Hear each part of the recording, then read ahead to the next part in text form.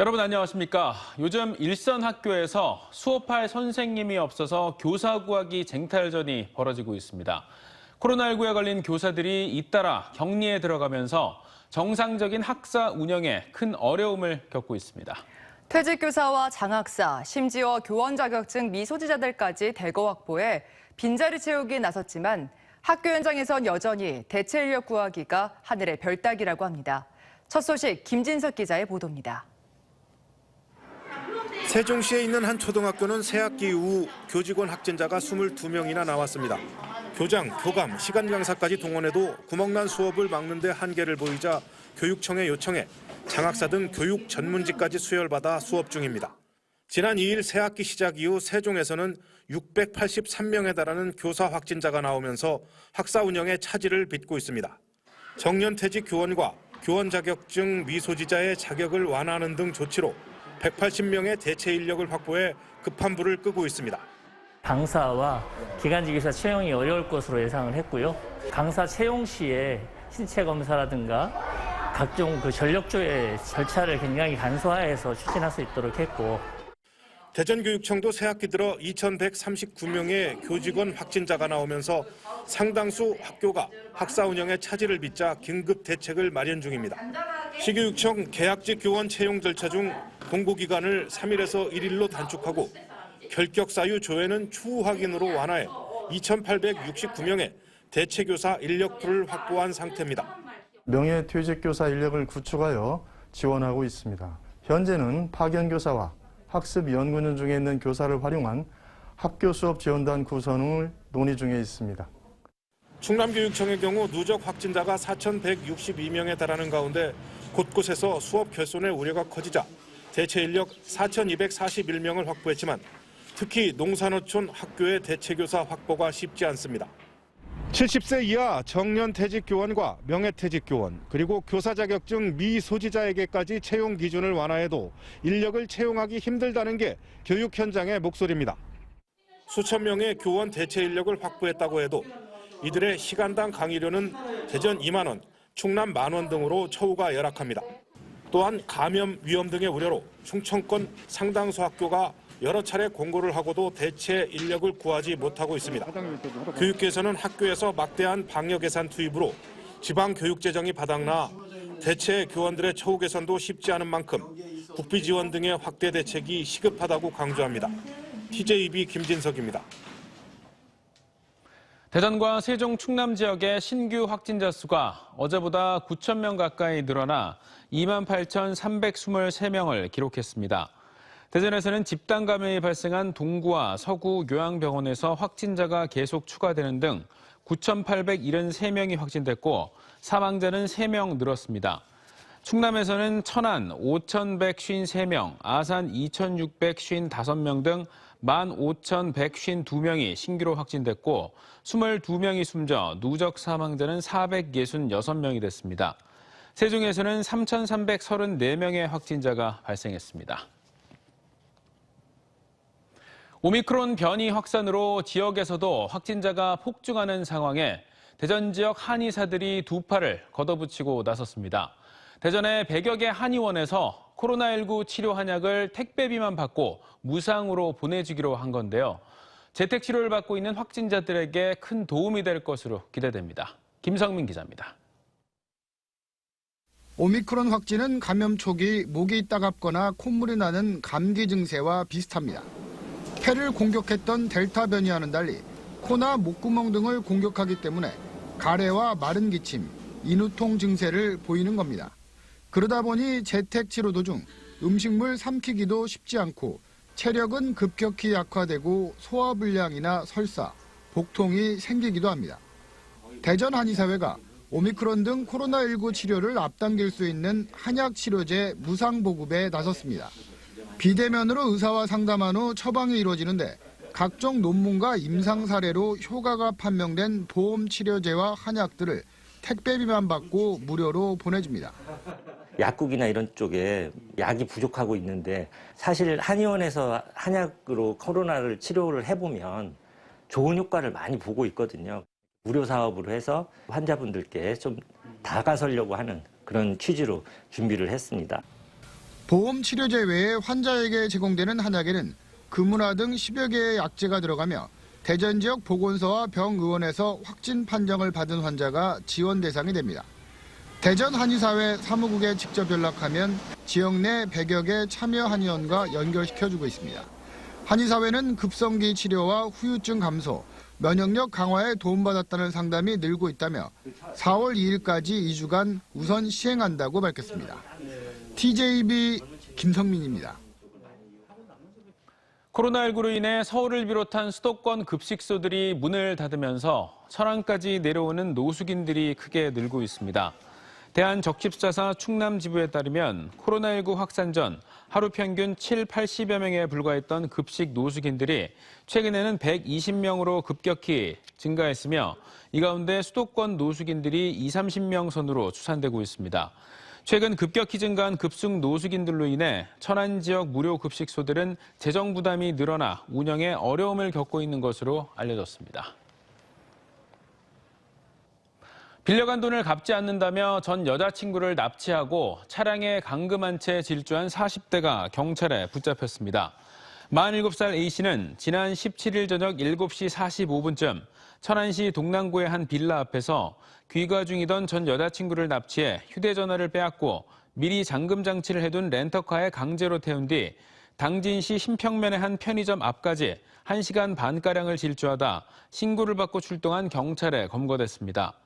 충남경찰은 A씨가 피해 여성이 수백만 원을 빌린 뒤 갚지 않자 돈을 받아낼 목적으로 차량에 태웠고 여성의 부모 집으로 찾아가던 중이었다는 진술을 토대로 정확한 범행 경위를 조사하고 있습니다. 오늘 오후 4시 13분쯤 대전시 유성구 복명동 도안신도시 1단지와 2단지, 7단지 등 4천여 세대에서 정전이 발생해 주민들이 큰 불편을 겪고 있습니다. 한전 측은 복구 작업팀을 급파해 40여 분 만에 대부분 단지가 복구 완료됐지만 1,100여 세대 규모의 7단지는 여전히 조치 중이라고 설명했습니다. 이번 정전은 7단지 내 구내 전기 설비 고장으로 발생한 것으로 추정되고 있습니다. 빌딩 숲에서 근무하고 아파트에 거주하는 현대인들에게는 정서적 안정을 위한 공간은 필수라고 하는데요. 내 집 앞에 정원이 있다면 몸과 마음의 안식에 도움이 되겠죠. 국가적으로 도심의 빈 자투리 땅에 정원을 조성하는 사업이 올해부터 본격화되는데 시범 지역인 충청권에 집중된다고 합니다. 김세범 기자가 취재했습니다. 천안시청 로비. 벽면은 짙푸른 식물로 뒤덮여 있고 곳곳에 나무가 배치돼 민원인들에게 인기 만점입니다. 방치됐던 유휴지가 꽃과 나무가 어우러진 멋진 휴식 공간으로 탈바꿈했습니다. 대전 만년동 빌딩 사이에 조성된 정원입니다. 한국수목원 정원 관련이 펼치는 이른바 찾아가는 정원 프로젝트로 유동인구가 많은 대형 건물과 도심 번화가의 짜투리 땅에 정원을 만들어 주민들의 쉼터인 생활 밀착형 숲으로 되돌려주는 겁니다. 정원 구성과 식물 배치, 이후 수정 보완도 주민 주도인 철저한 수요자 중심의 맞춤식 정원입니다. 제 의견을 제시했었는데요. 이런 점들이 반영돼서 식물 식재도 하고 그랬던 점이 더 보람있고 실제 정원이 조성되었을 때 더 애착이 가는 것 같습니다.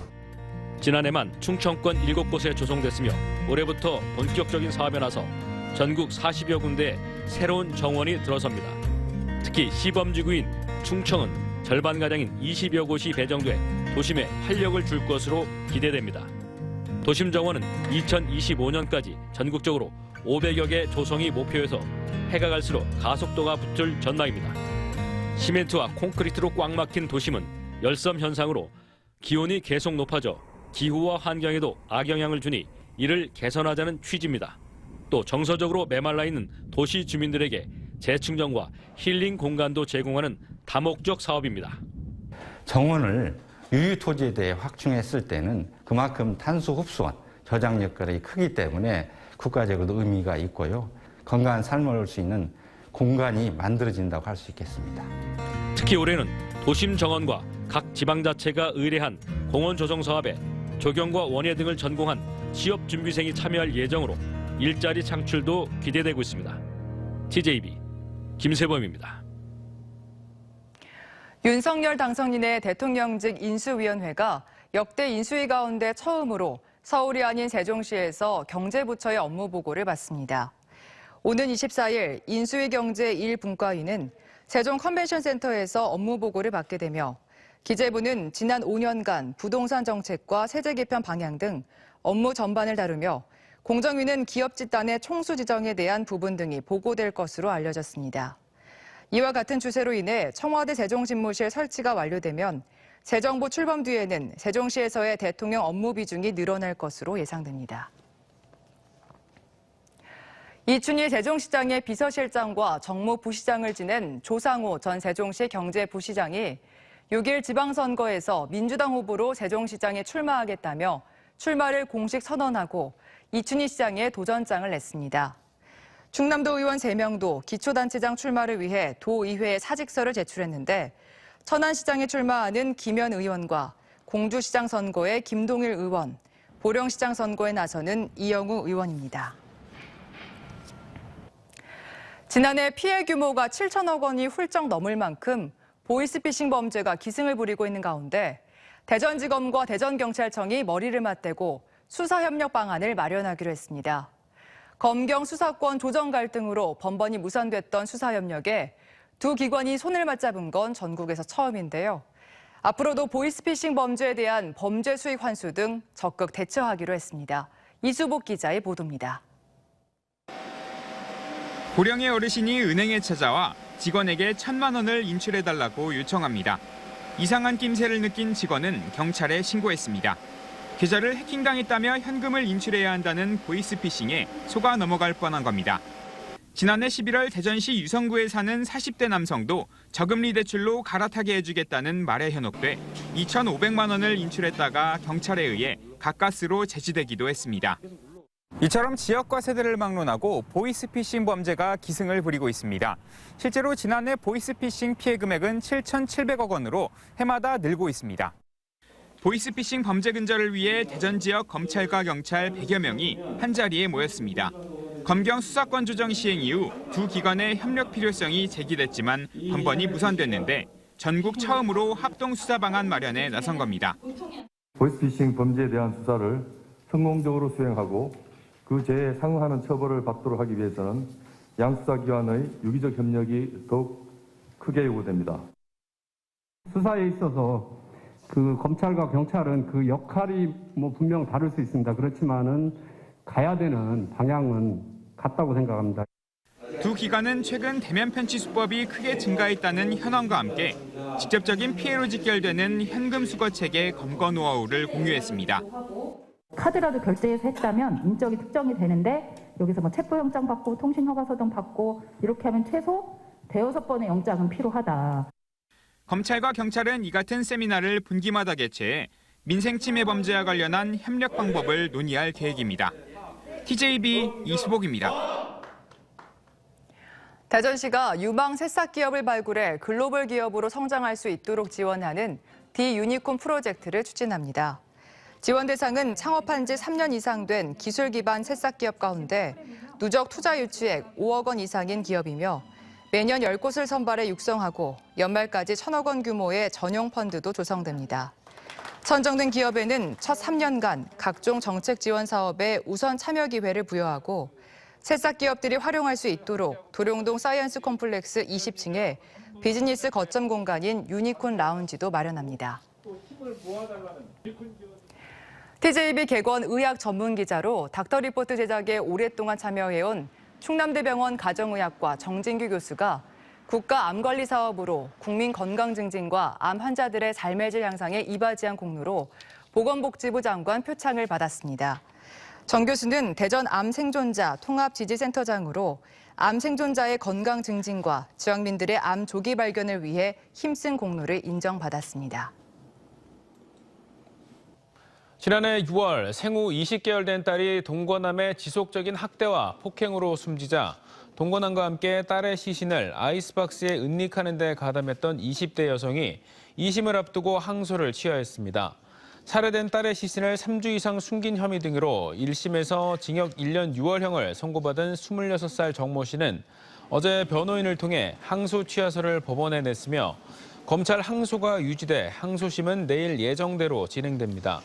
한편 동거녀의 딸을 상대로 성범죄를 저지르고 폭행해 숨지게 한 혐의로 1심에서 징역 30년에 20년간 위치 추적 장치 부착 명령을 선고받았던 동거남 30살 양씨도 내일 항소심 법정에 섭니다. 백운규 전 산업통상자원부 장관 등 월성 1호기 원전 경제성 평가 부당 개입 혐의 재판이 장기화될 전망입니다. 대연지법에서 5차 공판 준비 절차가 진행된 가운데 재판부는 변호인 측이 공소 사실에 어떤 문제가 있는지 상세히 주장할 필요가 있다며 지난 공판 준비 기일에 이어 공소 사실 인정 여부에 대한 의견서 제출을 요구했습니다.